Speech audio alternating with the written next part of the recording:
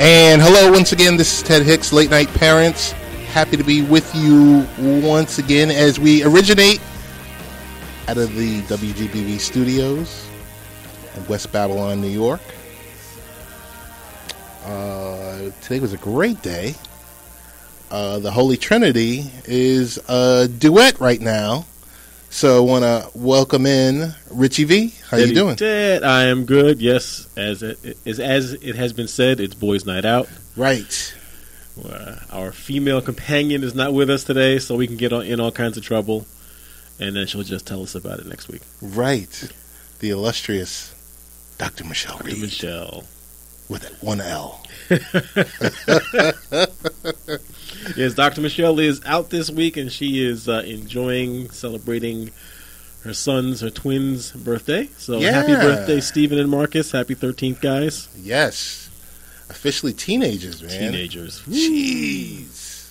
I don't know if I could, I did have two teenagers at one time, but have them both hit at the same moment. Yeah, that's a lot. But that's good. That's a lot. And it really is good. It really is good. A lot has happened since we've last talked. I think this last week was very eventful in the world of our worlds in New York, where we live, New York City, of course, where we work. Of course, we live out in Long Island, New York. There's been some hell called the Long Island Railroad. The disaster that has been the Long Island Railroad, along with their compatriots Amtrak, yes, causing issues for, let's see, so what did we have? We had New Jersey Transit. New Jersey Transit was also affected. This yes. is true. People wonder why people get upset. Yeah. Where we all just got hit with yet another increase. Right. And it seems like within just a couple of weeks, here we go with two back-to-back issues, because there was one the week before. Yes. Traffic and trains were all screwed up for a day. Then we have another issue, and what was supposedly going to be or start off as being about a day issue or 2 days issue, we have been inconvenienced severely for a week. I know. So, in between being inconvenienced, there was the PepCom event, which was pretty cool. Yes, it was. Had a good time there. Spoke to a lot of good people. Met a few good vendors. Got some good information. I am very interested in that Verizon Hum thing. Oh, okay. That I'd like to see really, really how that compares against like OnStar that's built into the car. The primary provider that I was interested in was Ratio, the smart sprinkler controller. You want to water your lawn from your phone. Yes, of course. That's what sense. We all want to do. Makes total sense. So that was a great event. Today we had participated in the JFK 5K relay. I hope I got the name correct. Who the full sponsor was. It was sponsored by so many different companies. Yes. And I'm not even going to try because I don't remember myself. My sincere apologies to those whose names were on the front of the shirts. Right. I know my shirt was drenched. I know that much. Had a good time, though. I mean, we get out there walking on the runway. We were on runway 13 left, 31 right. And that's a long runway. That's one of the longest ones at JFK. That I knew. It's like a 14,000-foot plus runway that 747s land there. The Concorde used to land on that runway. Oh, okay. And it was, I believe, also certified as an emergency runway for the shuttle if something had happened. Because Kennedy is the big airport, on the northeast corridor. So that runway has a little history. It was, nice to be out there, and you don't realize just how long it is until you walk it back and forth. That's true, and that's exactly what we did. And I'm happy to say I finished in. You finished. I finished. But I was number 1,042. You were there. And I think you were number 833. 833, yes. 833. 833. Well, I had no intention of running at all. I did the pace that I wanted to do. I had when we were talking to the boys on the way out there, Mm-hmm. Steven saying, "Oh yeah, I don't know if I'm going to walk or run." I said, "Look, I'm going to do the same pace I do when I'm in the gym. Right. I want to do this in 45 minutes." Right. I did it in 45 minutes and 10 seconds. I did it in 1 hour and 1 minute. There you go. However, However, I did meet up with my son, and I was selfies, pictures, taking pictures, and yes. laughing and talking, and he was having no part of it. he was having no part of it. And at one point, he handed me his sweatshirt, his Giants jersey, his Beats headphones. I'm like, dude, what's going on here? And he's just like, oh, no, I'm just, I'm really beat, Dad. I'm like, come on, man. Oh, here the official name. It was the host of the event was the JFK Rotary Club. JFK Rotary Club. Okay. So thank you to the JFK Rotary Club for hosting the event. I think we'll be there next year. Oh yeah, definitely. Definitely. It was a great experience. We had heard about it before. I was glad to First be able to take part of it. 5K event I've ever participated in. Same here. Same here. First organized event, and that was fun. So I want to veer off for a second because we have some guests coming up. Rich, I'm going to ask you a question. Do boycotts even work? Do they matter? Ask the question 30 years ago. Okay. And we'd say for sure. Maybe it's just a difference of 30 years ago, 40 years ago, when people boycotted, or when a boycott was requested. Okay. People actually did it. Okay. I can't. What boycott has been initiated in recent events that you're referring to? Wondering about. If it works. I'm going to read something to you, and it goes as follows: many defecting Bill O'Reilly sponsors are merely moving their ads to other Fox shows, as the New York Times has reported. We hear there's a situation with Bill O'Reilly. Oh, and yeah. Sexual assaults and allegedly and assault. A lot of advertisers have dropped the show. But hold his on, show have dropped his show. But they haven't left Fox. They dropped his show, which in that business is the advertising goes with the show. If the show can't get the advertising, then the network doesn't want the show anymore. But I think it's smoke and mirrors is what I'm. It's kind of a bogus moral victory. And this is part of my rant. Rant on. No, only because, okay, so you no longer are putting X amount of dollars into the show. Into his show. Right. However, shows before and shows after, because you want the 4 million viewers that he gets. Well, you want the advertising dollars. Yes. But still, if it came down to enough advertisers boycotting his show, they would say, well, you know what? That will become too much of an issue, and then his show would have to go, and advertisers would come back potentially, or maybe whatever they put in place of it, the advertisers don't really want to be advertising on, and they lose that money. And who knows how that can play out, really? Well, I know this much.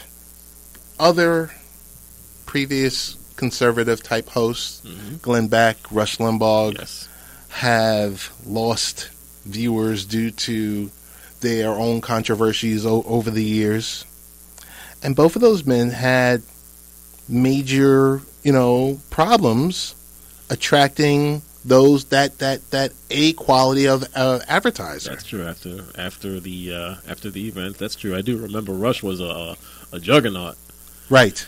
And then he got in trouble a couple of times. And he wasn't ever able to regain those main advertisers. So I guess, whose pocket does that really hurt? Did that hurt his pocket? Did that hurt the network's pocket? I mean, in Rush's case, he was the lead of, I forget the name of the network he ran or runs, was a part of, but he was a principal in that network. Right. So maybe that was hitting him in both pockets. Right. So before we bring on our guests, I just want to close up with this. So sponsors are moving away or redistributing their wealth to other shows on Fox. But the Fox juggernaut itself will roll on, along with the O'Reilly show. which has collected $446 million in ad revenue from 2014 through the end of 2016, and attracts the most viewers on cable news and is in no danger of collapsing. It's that big.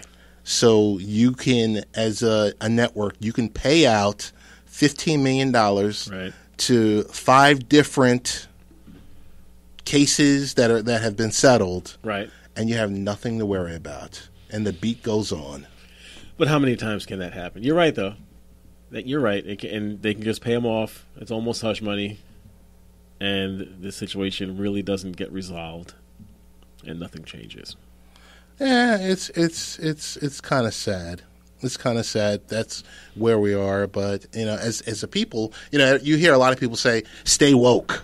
Yeah, you hear that. Yeah, that is the new comment, the new theme. Yeah, you must stay woke. Gotta be woke. You gotta be woke. Well, if you see this in your face, then what's the issue? Well, I guess the issue is how you act upon it.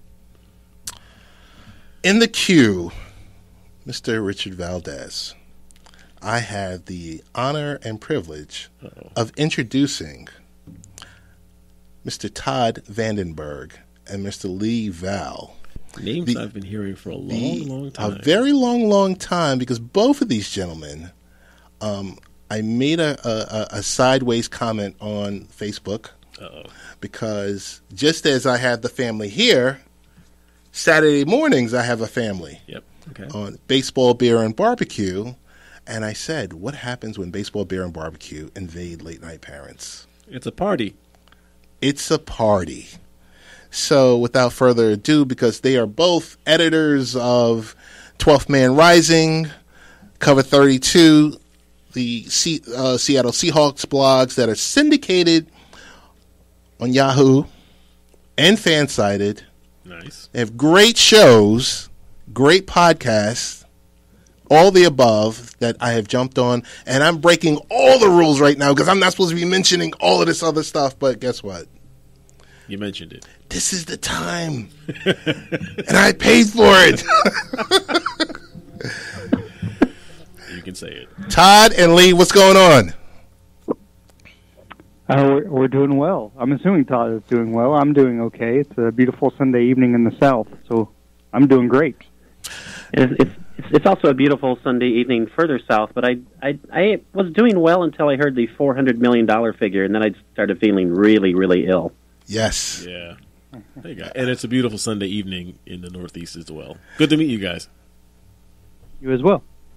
So Todd hails out of Miami, Florida, or just outside of Miami.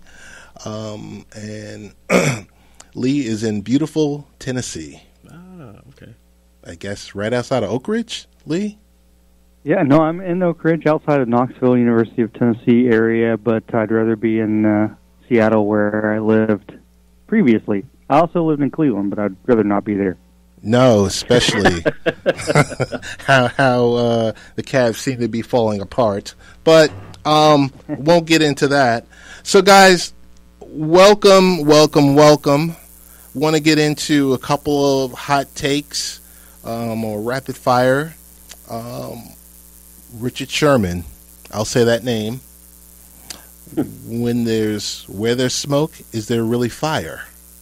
What's all of this back and forth with Sherman, and does he want to engage in a trade? Is this just more wait and see? What's your thoughts on this? Lee, let me take this first because then they can have the real answer second, because that's always the best way to play it. There's embers for sure. I mean, every day something new comes out. I mean, just the other day they said that Sherman is now instigating the trade talk, if he didn't originally. So is he getting kind of tired of them possibly getting tired of his act? I mean, that's what it kind of seems like. I don't think they're tired of his act, so to speak, because they definitely, of all the organizations, they definitely allow their players to speak their minds and be people as opposed to drones. So that's one of the things that I do respect about the Seattle organization. But yeah, every day there seems more and more this is not just smoke, and it seems more and more likely that they could be shipping a core piece out. Lee, what's the real story? No, you had a great point. I think that his contract does not allow for him to be traded to any kind of contender, and he has veto power, and that's what he would want to do, be traded to a contender, because, he's not old, but he's also not young, so he has that right to go to a contender if he wants to be. I don't think there's any contender out there that has the cap space to bring him in. A little over $10 million guaranteed, $14 million is really what he's going to be making. The Patriots were players a little bit in the combine. At least that was the rumor. And then they brought in their own cornerback, so there's no way they're bringing in Sherman. The Titans, maybe that's a possibility, but again, they're not really truly a contender. Adam Schefter kind of broke the story as far as Sherman saying, he asked the Seahawks to be traded, but no offense to Adam Schefter, I'm sure he's much better at his job than I am at mine, but there seems to be no other proof that Sherman actually asked to be traded from the Seahawks. Pete Carroll's one of these coaches, he always says team first. The team comes first. Did Sherman not put the team first at certain points during the season last year? Yeah, absolutely. So do John Schneider, the GM, and Pete Carroll, head coach, are they growing tired of Sherman's act, quote unquote? Probably, but does the window of opportunity for them to win another Super Bowl close a lot more quickly if Sherman's not on the team? Yeah. So I think at that point, Sherman and Schneider and Carroll probably learn to live with each other is really what happens. I don't think he's going anywhere. I don't think there's that possibility. He could go to Cleveland, he can go other places, but he has veto power again. He's not going to go to those places because he still wants to win a Super Bowl, and in those places he will not be able to win a Super Bowl. Hey Ted, I'm going to take over your show for a moment. You mentioned cap space, Lee, and the issue of going to a contender.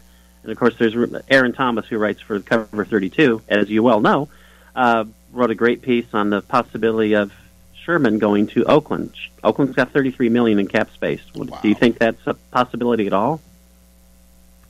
The Raiders choose too late in the draft, so I don't think really there's that opportunity. The Seahawks want to get a really talented player and a good draft pick, and I don't think the Raiders have that good draft pick. I believe he goes by Aaron, like Jay Quellen does on Ian Phil, which is a great, subject, but it's so great. I hear Aaron and it's Aaron, but I don't think there's that opportunity for him to go to the Raiders, especially if they try to bring in Marshawn, because his cap space is going to be so much higher. They're not going to have the cap space to bring in Marshawn Lynch. Raiders have Sherman. I think the Raiders have the 26th pick. So the Seahawks do. I mean, Seahawks have the. Okay. Yeah, but the Raiders aren't low enough where the Seahawks would be like, okay, we'll take the 22nd pick or whatever. There's just not that player that they want to get back from the Raiders plus the high draft pick, and that's really what they want. What's your thoughts on Beast Mode in Oakland? I mean, it's all we're hearing about, and I got to tell you, last year I went to an Oakland game. 2 years ago, I went to Oakland and the Jets, and then last year I went to Oakland and the Ravens, and this season coming up, I'm going to Oakland and Redskins. It's going to be something phenomenal if Beast Mode is there. Is he showing up or is he not? Is this going to be a whole lot of talk? Is it going to be similar to Jerry Jones and Romo? Kind of, he's going to be released. He's going to be released, and the next thing you know, it just never happens. I'll jump on this if it's okay, Todd. Yeah, I think it's a lot of talk too, because really, is he from Oakland? Yes. Would it be a good fit? Yes, temporarily, and he only has a couple of years left. Even if he played, he wasn't very good in his last year, which was 2015. Even behind a bad offensive line, he wasn't very good. Didn't average a whole lot of yards per carry. Seemed to be drained a little bit by all the carries he'd had in the previous seasons. It's good for him as a businessman because he has that Beast Mode Productions, and he's released his first feature film that's come out. So it would be good for him as a businessman to get his name even more out there. But yeah, if I were the Raiders, would I bring him in? I don't know. I mean, they need a running back. They need a feature running back. They've got 2 young running backs. Maybe they bring him in for a year. But it's still so much cap space, I'm not sure if it's really worth it. If they think logically, I don't think it's really worth it. Everything he said. It just doesn't make that much sense. If this was Marshawn 3-4 years ago, hell yeah. But that would have happened 3-4 years ago anyway, but no. I don't. And, of course, he will go and we'll both look like idiots because he'll be playing there in the silver and black, but I don't see it happening either. Not at all. All right, I got a question for you. Switching sports here. We'll go UFC. So, UFC 210, Daniel Cormier, right? 205-pound heavyweight bout. He weighs in at 206.2. So they let him weigh in again. I give him the time. He gets down to that 205. What exactly does he have to go through to drop a pound, 1.2 pounds in that extremely short amount of time? He could have sat in a sweat box. I mean, seriously, 1.5 pounds at that size, and when you look at the shape he's in, he can sweat off a pound, 1.2 pounds in an hour easily. And I think that was legit. I don't think he leaned on the towel like Johnny Bones Jones called him out for, which, frankly, clean up your act before you call out somebody for leaning on a towel. I mean, you've done a few things a little worse than that, Jones, so maybe you want to shut your mouth. I don't think there was anything weird going on. I thought that was, well, one thing that was very strange about it is Cormier said that he weighed in at the room upstairs and it was 205, and he's like, got it. He weighs downstairs and he says, well, maybe their scale must have been off. It's like, yeah, I think the scale in the room was the one that was off, not the official scale. Right. Of the two, I mean, come on. But, you know, he dropped the weight, and it's not like he had to get rid of 5 pounds in an hour. A pound in an hour, that's... Maybe he forgot to go potty before he weighed. I don't know. So, I mean, there's a lot of ways. So that's 100% legit. I don't think there's anything weird about his weigh-in and dropping 1.2 pounds in an hour. Okay. The fight was kind of strange. The fight was kind of strange, though. That's for sure. Elaborate. Anthony Johnson, who is a striker, deciding to wrestle a wrestler. Right. I mean, even his corner was yelling. You could hear them yelling at him to throw punches. And the commentators were saying, why is he doing this? Because that's how he lost against Cormier the first time. And now I'm not saying he threw it. I'm not saying that at all. Mm-hmm. But since Anthony Johnson promptly retired after the fight, and clearly had planned to retire after the fight, because he said he had told his corner before that, he hadn't told anybody else, but he told them before that he decided he was going to go out and take as little damage as possible, / he decided he was going to quit, and he didn't want to win and then quit, because he had made up his mind he was done. So, like I said, I'm not saying he threw it. I'm not saying he did anything wrong. He just decided to fight in a way that was conducive to him leaving the ring, or the octagon, to be accurate, which is kind of unfortunate. But yeah, he's been fun to watch, and he's been nothing but a class act from anything I've ever seen. I wouldn't be surprised, seriously, if he goes into some sort of youth ministry program or something like that, because he seems to be a very involved, as you gentlemen had said earlier, woke person. Yes. So best of luck to him no matter what he does. But that was a weird fight for the striker to be trying to take down the wrestler. Right. Like, what are you doing, dude? And then it's like, oh, well, maybe that's what you were doing. Sad to see, but, you know, good for him. Good luck, and especially, you know, why go out there and get punched in the head? Right. You know, if you've got something better to do with your life, do it. So good for Anthony Johnson. We just don't get to call him Rumble anymore. Hey, want to switch it real quickly back to football. Lee, will Amazon's NFL streaming deal shake up advertising? I mean, it seems like anything that Amazon touches kind of shakes up whatever industry that they're in.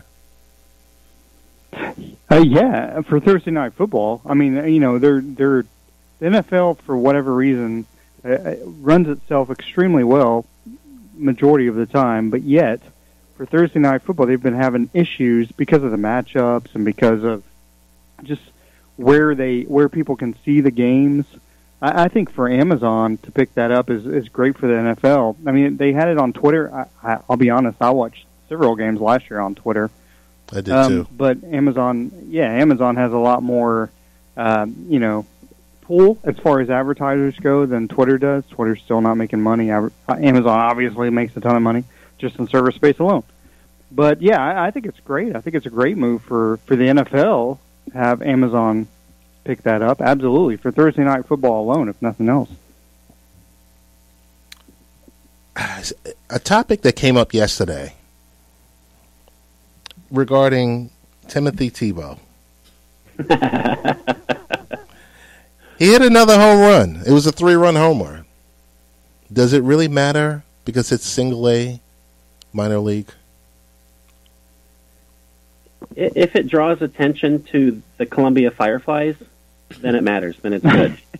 but it really doesn't because it's all Tebow. I mean, I just pulled up his stats to see how he's doing because that's about all he's done. He's had 2 homers and one other hit besides that. He scored 1 run other than on those homers. So, he's hitting .231. On-base percentage is .286. More like as we've all 3 of us have said all along, more power to him if it succeeds. It's not like we don't want him to succeed, but the media attention, oh my gosh, look, Jesus Christ hit another home run. That's awesome. It's like, he's a minor leaguer. He's a single A minor leaguer, and he's got some power, but he's not a particularly good player. I mean, sheesh.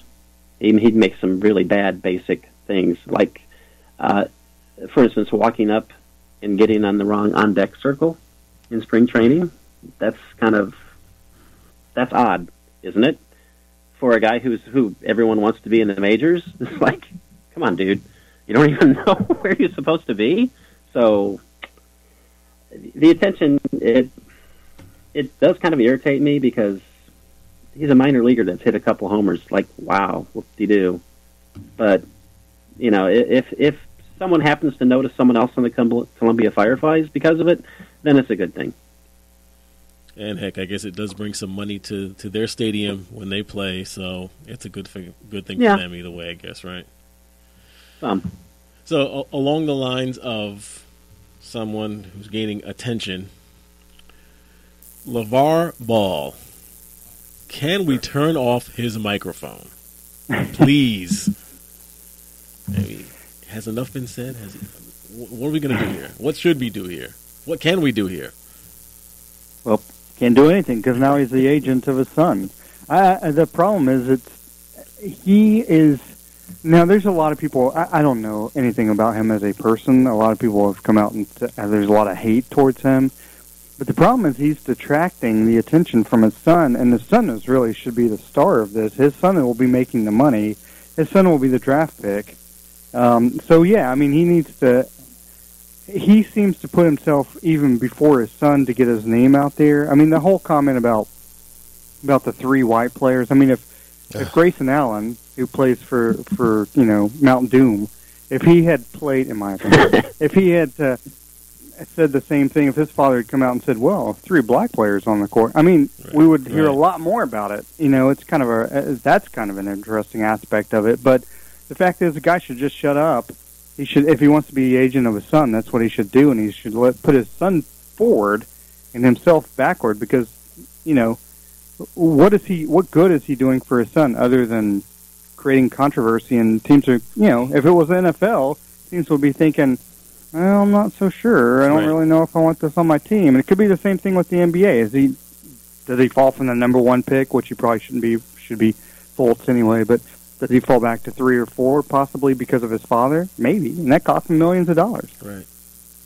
Exactly. That he puts himself over because he's talking about himself all the time. And when he's not, he's making, I wouldn't say the last thing was a racist comment, but it's certainly stereotypical and stupid. And like Lee said, if Grayson Allen's dad had said something like that, it's like there would be a lot more going on about it. Apparently he never heard of, he thinks all white players are Sean Bradley and forgot that there are players like Pete Maravich. So, a stupid comment for him to make, regardless of whether you want to say it's racist or not. But Lee's dead on. It's like, I really would be concerned if I'm the kid thinking, Right. gee, are you going to shut up? Because maybe the teams aren't going to want to hear you mouthing off every other day when Right. I'm on the team. Exactly. So he needs to shut his mouth for his kid's sake. I mean, if he wants to, get a podcast and go 24/7 and say stupid rando stuff, go for it, buddy. But you're hurting your kid. That's true. And he clearly doesn't think about that. Now, I have one more question. Got a bonus question for the three of you, on a related topic. The name Colin Kaepernick. Ugh. So I think we can agree. I think that there's a blacklist going on here. Blackball. All right, I think it's fair. No pun intended. But do you think anyone would step out and pick him up anyway? And if so, who? I know this is off the cuff, so catching out there, but I would hope somebody would. It's really irritating. It's more than irritating. It's maddening that there are guys out there getting crazy contracts, Mr. Glennon, and Right. a guy who is a proven decent player. I'm not going to say he's a proven. It's hard to say what Kaepernick is at this point, right. because of everything he's gone through and the fact that he was on a lousy team. Right. So it's hard to show just how good you are. But he's better than Mike Glennon, for God's sakes. So, yeah, Denver, to me, would make a lot of sense because they just need a good quarterback. He's a good quarterback, at least. Todd, I would have said Denver or the Jets. Of course, you'd say the Jets, or also the Texans. I mean, there are places that need a quarterback. He's not going to. He's not going I to know. Houston, though. That's the problem. Yeah. The city is so conservative, and O'Brien doesn't like quarterbacks who are immobile. I mean, the guy had 16 touchdowns, 4 interceptions last year. Quarterback rating higher than 90. He's not a bad quarterback. I know we use the term blacklist. It's more of a political. I mean, if he had stood up for the national anthem, would he be on a team by now? Yeah, absolutely. Mm-hmm. Right. The guy has merit. Yeah, of course. He wants according to John Clayton of ESPN, he wants $8 to $10 million. Is that too much for a starting quarterback? Absolutely not. But maybe people don't want to take a chance on him being a starter. But he's worthy being a starter. Would he make? He was on a horrible team last year. Does he make a horrible team that much better? No. But what quarterback really does? I mean, you can put Tom Brady on the 49ers. They're still not winning that many games, Right. But it's like if he were with Denver, does he make them better? Yes. Does he make Houston better? A whole lot more, yes. I mean, so it's just teams, it'd be the question, you use blacklist. If he's white, do we have the same issue? I don't know. Right. It's interesting. It's an interesting concept. Probably not. Lee, Todd, I want to thank you. We want to thank you for joining us. There's so many different mediums out there that you guys are available. Your writing, the various shows, your creativity. I guess lay out your portfolio, ways that people that are listening to this show can follow up with you. Well, mine is less impressive, so I'll start. The impressive part is cover32.com Seahawks. So I'm the managing editor of that, and we have some fabulous writers there who are much better writers than I am, so I'm very happy to have them. I also write on seashells occasionally, so go to the beach and check it out, and you might find a note for me. Lee, what are you doing? I hold a secret show on Saturday mornings if Blog Talk Radio allows us to have that, which most of the time they don't. So we had a baseball show on yesterday. Nobody heard. It was the greatest show ever. Nobody heard it. But I am fortunate enough to usually do a baseball show with the great Ted and Todd. And for me personally, I am co-expert role, which they don't call them editors, but co-expert role at 12th Main Rising on Fansided, the Seattle Seahawks site. Guys, once again, thank you so much, and I'll be texting and tweeting with you during the week, and we will get together once again next Saturday on Baseball, Beer, and Barbecue. Great speaking with you guys. Thanks for joining us. Thank you. Sure, thank you. So that was Todd and Lee. That's some of the other things that you're busying yourself Yeah, that's the other piece that I kind of keep myself occupied. But this is Late Night Parents. Rich and Ted we're talking sports. Rich, I want to really quickly, before our next guest shows up, something happened within the last 72 hours. I want to know if you care. Go ahead. Someone named Sean Carter, otherwise known as Jay-Z, pulled his music from Spotify and Apple Music so that his 3 subscribers from Tidal can listen to his entire catalog. Do you care? I hate to tell you, but no, I don't. Now, I'm also not a Tidal subscriber. Okay. I am a active Spotify user. Okay. I'm quite certain that the songs that I would want to hear and care about, I will hear on the radio or on XM. You'll still get to hear music eventually, right? It's not. Is it solely only on Tidal? I think it's on regular terrestrial radio. Terrestrial radio. But as per streaming services. Right. So I'll still get to hear what I want to hear.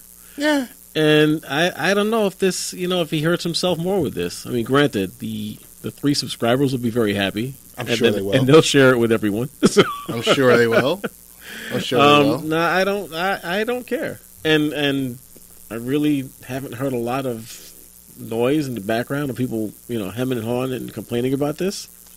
I don't think they care. No. I do have one other thing for you. This week we heard about YouTube TV. Mm-hmm. Are you starting, I guess I know I am.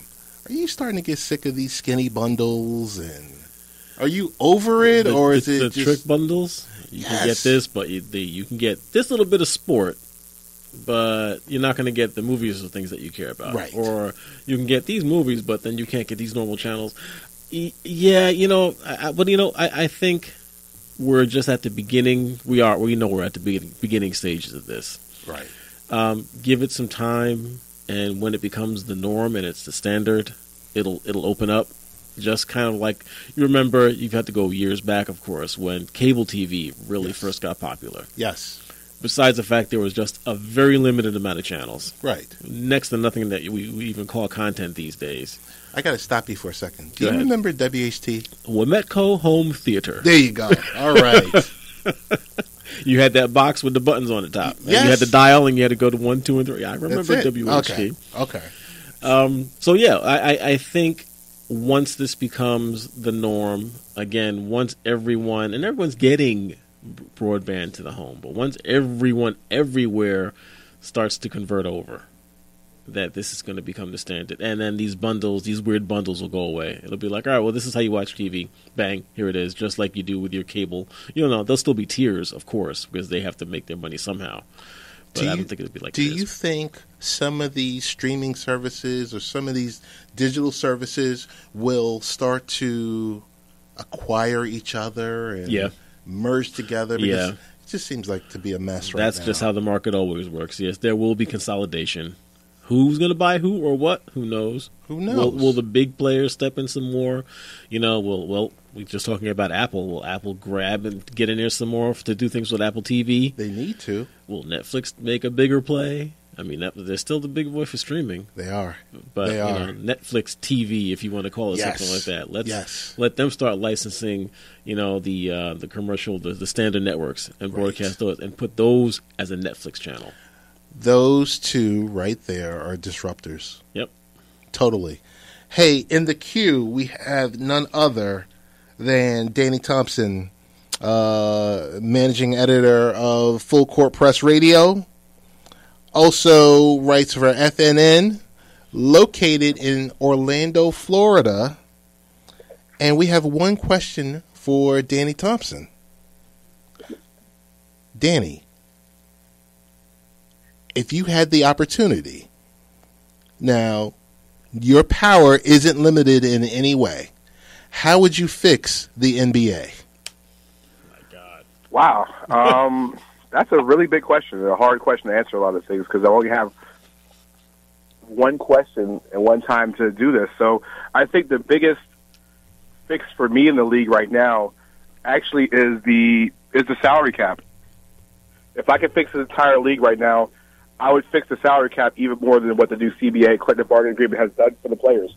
I think honestly, right now, the way the NBA is shaped, when you have guys still thinking about leaving teams, Ted, the way we grew up, in the NBA, it's always a bit of, how I put it, we always had loyalty to players, loyalty to teams, right, loyalty to what we grew up on. And nowadays, guys leave teams.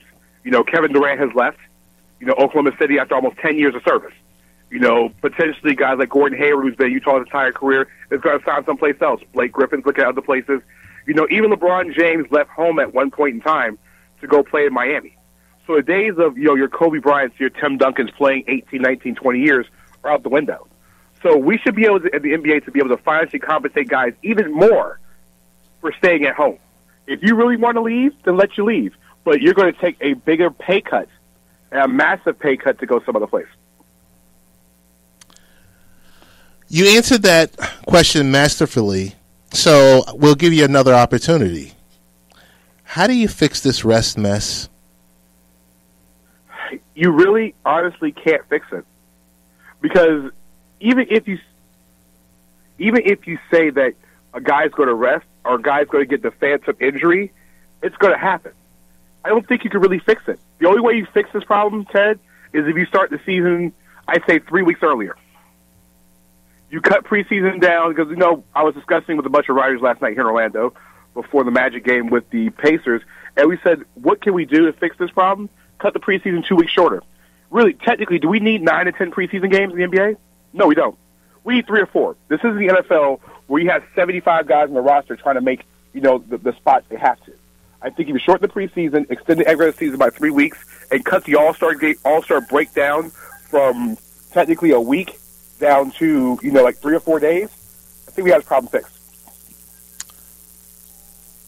And I guess my last question will be the Saturday Night Massacres, where ABC, Disney, ESPN is paying, billions of dollars, and these guys aren't available. That's part one of the question. And part two is, why do they keep showing the same 6 teams each and every week on ABC?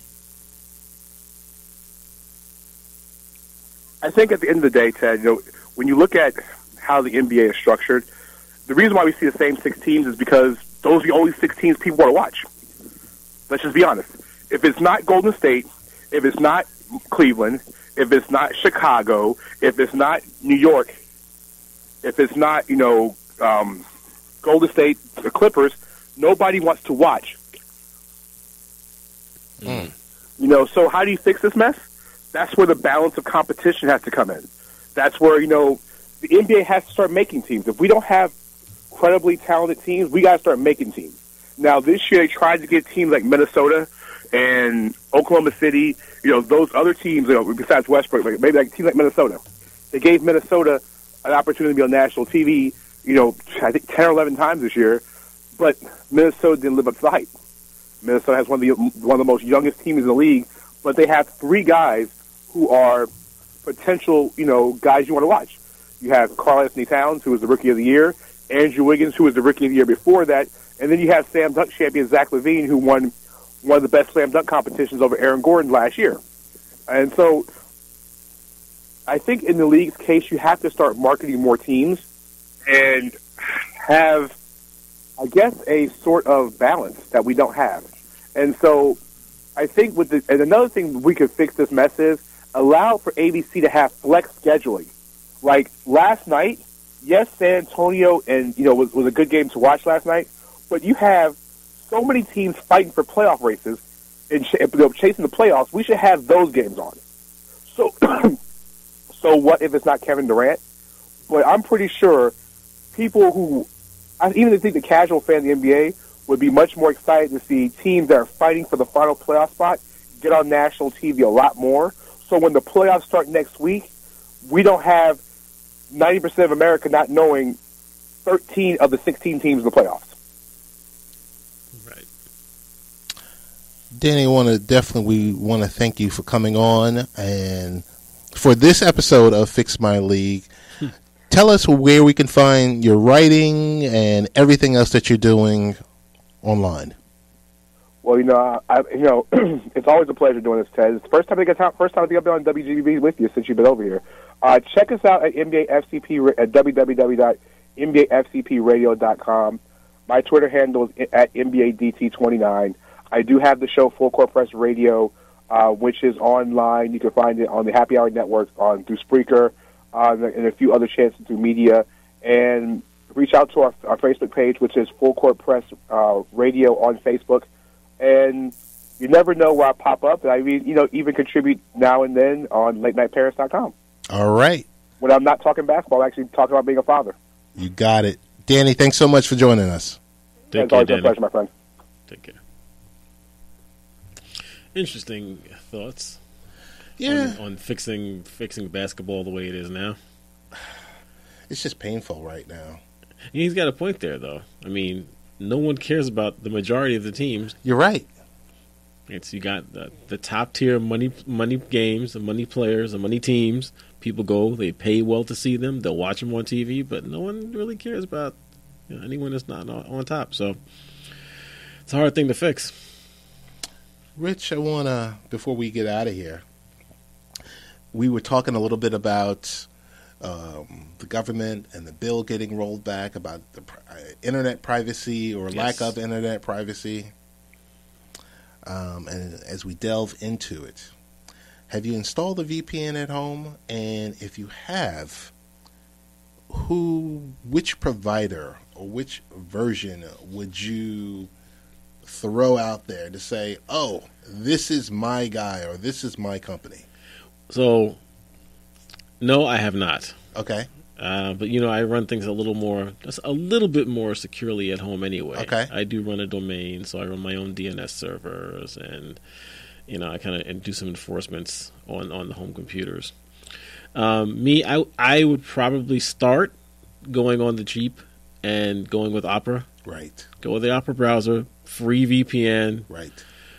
Take another step, going with Tor browser, Mm-hmm. so you can hide a little more. That's how I would start off going. I mean, I know there's a number of providers out there that you can pay for VPN services. Names off the top of my head, I'm drawing a blank because, again, I haven't, for myself, haven't looked into it too much in depth. But I would definitely say just go with Opera. Use the browser. It's built in. It works. It's stable. That's where I would go. Okay. What about you? Have you implemented at home yet? So at home, I have gone Opera, and I'm playing it by ear. Okay. I'm playing it by ear because am I going to go out and invest in XYZ service? Right. I'm like, you know what? Let me use this for now, and then we could basically take it from there. So, I mean, as we said last week, this was a bill. Right. So, since it was introduced as a bill, it wasn't the law. It was not implemented. It wasn't the law of the land. So you just got to be smart. You got to be smart, and we've got a lot of people out there that are doing questionable things. Yep. Maybe you shouldn't be doing it. That's the other thing. If you don't have anything to worry about, I mean, right. Sure, everything, of course, that you really would need to be concerned about with privacy, your banking information, personal information, things like that. You're going to go to the established banking site, which is going to use HTTPS, be encrypted end to end. So though that information is safe for now. Okay. Everything gets broken sooner or later, but we can say that's safe for now. But like you said, if you're not doing things you got to worry about, then it's less of a concern. But what I also thought was interesting, a few of the big providers have gone on record and saying, well, we're still not going to sell anything. Right. And that's a good look. That is a good look. That will at least give some customer, it'll assuage some fears for people who think that, all right, now everything I do, suddenly they're going to sell it. It's theirs to sell anyway, but they're saying they won't, which is a good thing. We'll just have to see how this plays out in a couple of years. Hey, I want to let you know next week we're going to have Dr. Michele back. Yep. But in the queue next week, also have to definitely give a shout out to with it being Autism Awareness Month. We have 2 guests coming on next week. One, Roxanne Fignol from her show is, I think she does an internet radio show out in Brooklyn. Okay. Show's called Roxanne. She wants to talk about at-risk youth. Okay. And secondarily, we have Mildred Muhammad, who was married to John Muhammad, the DC sniper. She's going to join us and talk about, since it's been 15 years. Right, time flies. Right? And she's going to talk about domestic violence.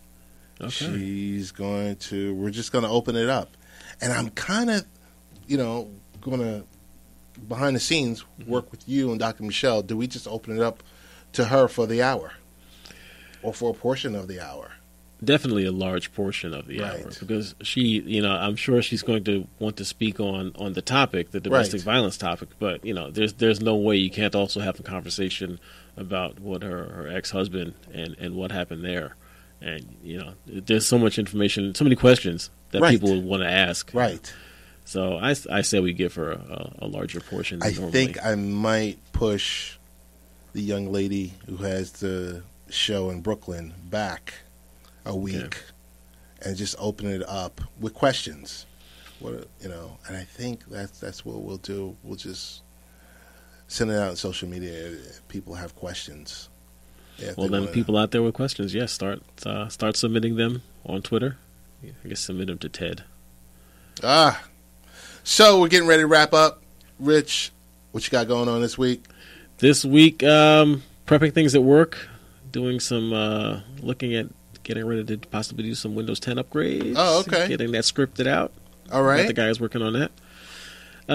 You're running around a little bit this week. That's all. That's the main focus for me this week. What you got going on? I'm going to just keep it low pro this week. We got Good Friday coming up. Yep. Next week, Easter. Don't know if we're going to be in here or not. That's true. So a lot is in play.